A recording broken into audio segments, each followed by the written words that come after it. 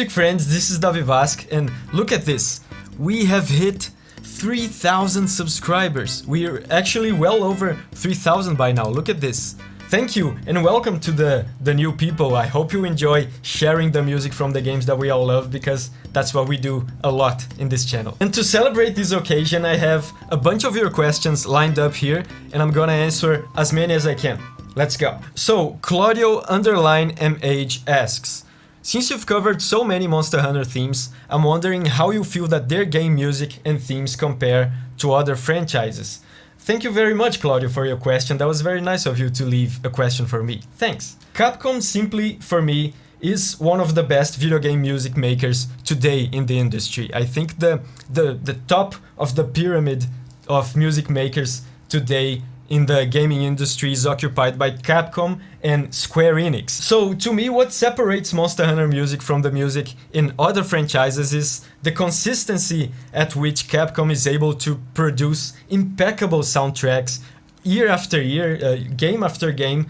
There's no bad Monster Hunter soundtrack. There's not even a mediocre Monster Hunter soundtrack. So they're extremely consistent in their quality. The same, like I said, can be said about Square Enix as well. Nintendo is one of the best in the industry too, for sure, but they're not as consistent as Capcom and Square Enix. I think I talked a bit about this in my video where I ranked all the soundtracks of Zelda. I talked about a little bit the ups and downs of Zelda music. Lagia asks, what is your favorite instrument to play or listen to? To play nowadays is definitely the bass guitar, which I think will be a surprise for a lot of you because I play a lot of electric guitar here on the channel. But the thing with the electric guitar is that I don't have much time to practice it nowadays. Actually, I have zero time to practice any instrument at all nowadays. The only time when I play any instrument nowadays is when I have to record it for work or for YouTube. And the thing with the electric guitar is my style of playing is very forceful, is very intense. I put a lot of strength in the left hand and also on the right hand. So I play intensely. I play like an experienced guitar player, which I am. But since I don't practice a lot anymore, I don't have the calluses on the fingertips that an experienced guitar player should have. So sometimes it can be very painful. Some of you guys like to make fun of the funny faces that I make when I play. Sometimes that's genuine pain. It hurts a little bit because I don't have the calluses. So nowadays I tend to prefer the bass guitar because it doesn't hurt as much. And Hans Gretel asks, and I see his little avatar here is a picture of the Fire Emblem from the Fire Emblem series, if I'm not mistaken. A man of culture, I see. He asks, what is your favorite soundtrack in a game? That is a difficult question. I mean, I really like Chrono Cross, but I also like Monster Hunter 3 Ultimate, and I also like a bunch of Zeldas. I'm gonna say the first Bravely Default game because it's a very important soundtrack in my life. That's the tiebreaker that I'm setting here. The Bravely Default 1 soundtrack is as good as many of the ones that I mentioned, but it's the most important soundtrack in my life because when I first heard it in 2014, I think, I was at a crossroads in my life. I didn't know what to do. I was kind of lost, especially in my career. And I listened to that music and I said, I want this. The music was so beautiful and so powerful that it felt unbearable for me to live one more day in my life without pursuing that. So that's when I decided to become a music composer for games after listening to the Bravely Default 1 soundtrack. Nedster Eusebio 24 asks, what is your favorite Monster Hunter game? Also, what weapon do you main? My favorite Monster Hunter game, I can never make up my mind between 3 Ultimate and 4 Ultimate. I think they are both my favorites for slightly different reasons. If you look at more objective game design reasons, I think I prefer 4 Ultimate. I think the gameplay, the innovations, the verticality that they brought to the series, the monster roster, the story, the content, it's all very good. It's probably the best Monster Hunter game in this criteria. But when I look, at more subjective standards like, nostalgia and just aesthetics and stylistic choices, design choices, I have to go with 3U. I have a thing for games with water. I really like this ocean and tropical scenario for games. That's why I actually like Chrono Cross. It's right over here. Chrono Cross also has a lot of water. For some reason I like games like that a lot, like Wind Waker 2. So I really like the vibe, the feel, and the aesthetic of 3U. So 3U and 4U are definitely my favorites. Thank you very much for the question, Mr. Nedster. Now, Katie asks, what was the first instrument you learned how to play and how old were you? Thank you for the question, Katie. I appreciate it a lot. The first instrument I learned how to play was the harmonica, and how old I was. I was very young. I was probably like 4 or 5, very young, because my dad used to play the harmonica around the house. And the harmonica is, of course, a very simple instrument, perfect instrument for kids. So he gave me an harmonica when I was very young. So it was me, my dad, and my brother terrorizing my mom around the house with each of us with our own harmonicas. Nexus Art asks, my question is, how can you take chords and the melody and form it into a cohesive piece that tells a story? Congrats on 3K. Thanks, man, for the congrats, and thanks for leaving a question. That's very cool of you. The way you can take chords and form a cohesive piece that tells a story is through something called functional harmony. And functional harmony is a subdiscipline of harmony in music. And harmony just means that you're playing more than one note at the same time. So this is not harmony. This is harmony. This is harmony. This is harmony. So whenever you're playing more than one note at the same time, this is harmony. And functional harmony is the study that seeks to discover the meanings and the effect that each chord has on our brains. So when you attribute meaning to these chords and you find out how these chords make us feel, you can tell a story with the chords, because at that point it becomes like a language, like English or any other language. So in functional harmony, there are basically 3 functions or 3 sensations, 3 meanings to the chords. The first one is tonic. Tonic chords, I tend to call them here home chords in the channel, because they have that sense of finality to them. They have a sense of peaceful resolution to them. The other function is dominant function. And dominant chords are the opposite of the tonic chords, of the home chords. And here on the channel I tend to call them tense chords, because that's what they are. They're very tense and dangerous and sometimes disturbing. And the third function is subdominant chords. And they're kind of middle of the road between the previous 2 that I mentioned. So if you want to learn how to make a cohesive piece that tells a story, definitely learn functional harmony. Michael Yuzinko, thanks for the question, man, and sorry if I said your name wrong. He asks, I love these analysis videos. What are some of your favorite tropes in video game soundtracks? Tropes in video game music. I mean, tropes can definitely be useful to convey certain ideas, but also as a composer you tend to spend a lot of time avoiding tropes as well, because as a composer you want to do your own thing and leave your mark and leave your personality. Sometimes tropes get in the way of that, but man, if there's one trope that it's unavoidable, you can't work around it, it's snow or icy areas, icy levels in video games. If you make a snow level theme in a video game that doesn't have some kind of tinky metallic crystal-like sound, like a glockenspiel or something like that, the developers just go nah. Super Carl asks, Hey Davi, big fan, thanks man.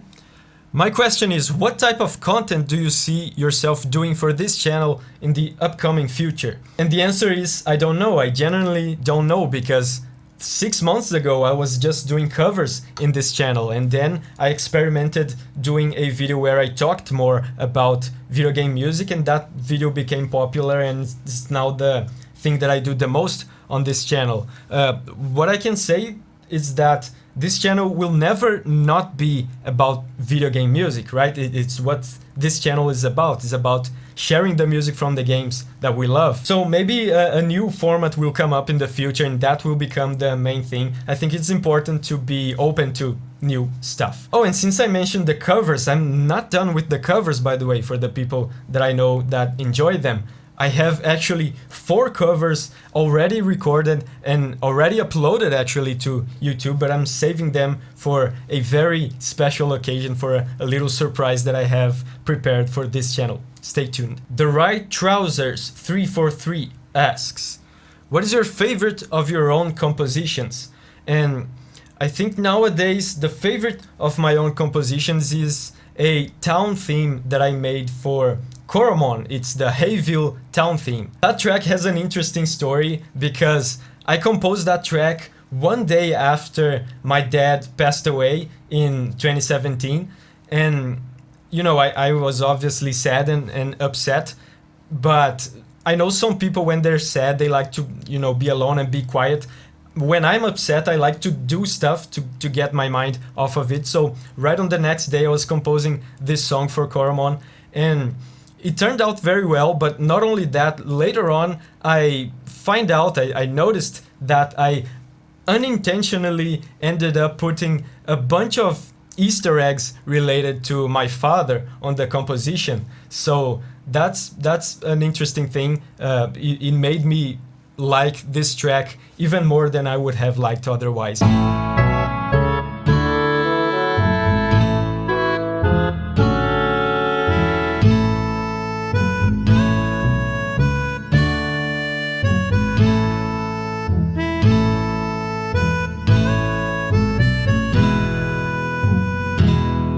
Maybe I'll do an entire video about that at some point because it's interesting, but I'm not sure if I will because it's very personal stuff. Thank you for leaving a question for me, The Right Trousers 343. Anime Grimy or Greamy asks, how many instruments do you play? What are the ones you play the most? The ones I play the most are electric guitar, bass guitar, and piano. How many instruments do I play? I couldn't tell you. I know this will sound kind of arrogant and douchebaggery, but I honestly have confidence nowadays that I can play any instrument if you give me like a few minutes with it. Now, being a virtuoso on a given instrument is an entirely different thing. Nowadays I'm not a virtuoso at anything because I don't practice any instrument very diligently.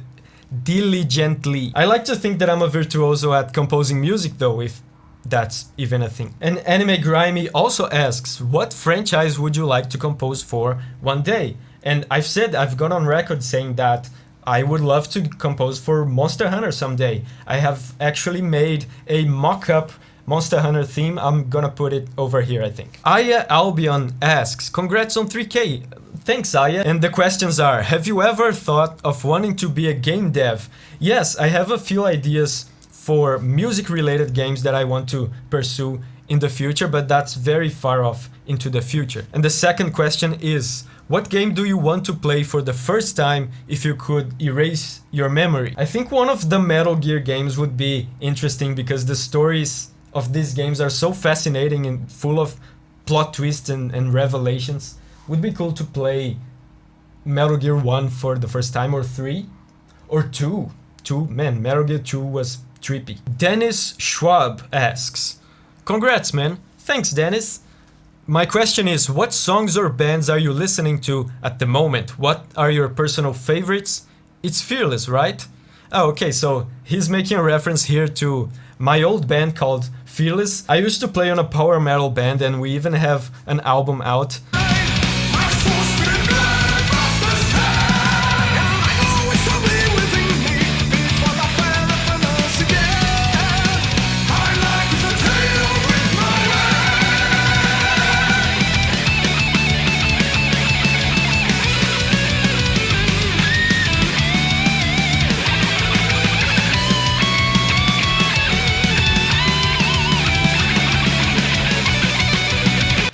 I actually made a video talking about a little bit of my journey with the band and about the biggest disappointment, the most crushing disappointment in my music career that actually led me to become a composer for video games. I'm gonna put that video over here. QnA Acosta asks, so I wanted to ask, is there some advice that you could give for people who struggle to live off of their passion? And this is a difficult question. I approach this subject with a lot of respect because, you know, we see all the time the kind of people that go, if you want to be successful, do this. If you want to be a millionaire, do that. And I have a lot of respect for this kind of question, and I don't claim to know everything about success. But what I can tell you is that you must have goals. That is definitely an objective measure that you can take that will improve a lot your chances of achieving goals, because if you don't have goals, if you don't set goals for yourself, how are you going to achieve anything? So don't be aimless and wandering around like a fool. Just decide the stuff that you want to achieve this year and strive to do it this year. If you don't get it, that's okay. Just find out why you didn't get it and work on that and try again. I actually made a video talking a little bit about the journey that I went through to become a music composer for games. I'm gonna put that video here. Thank you for your question, dude. So next up, Abigail Filtness asks, career-wise, what are you currently working on? That I can talk about right now. I'm working on Realms of Magic, which is an Elder Scrolls inspired 2D RPG, and I'm also working on Coromon, which is a monster taming turn-based JRPG. Terra's World asks, do you like Final Fantasy music, and which games have you composed for?